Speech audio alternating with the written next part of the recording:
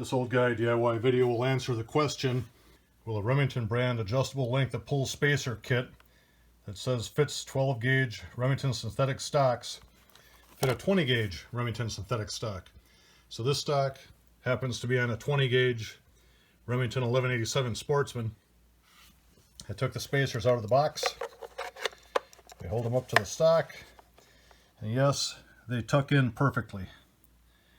So although the paperwork on this thing doesn't say anything about 20 gauge, there is no difference apparently in the buttstock end of the stock itself, so that spacer can be used on a 20 gauge as well as a 12. Thanks for watching.